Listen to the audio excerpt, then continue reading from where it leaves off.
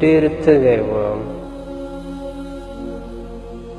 خو په اوبو کې زهر و. که مې څکلی هم مړ کېدم او که مې نه څکلی هم مړ کېدم. همدغه دوه ستونزې وې چې په ټول ژوند کې حل نه شوې. نه خوب پوره شو، نه هیلې پوره شوې. وخت وویل کاش که لږ صبر کېدلی. صبر وویل کاش که مې لږ وخت درلودلی.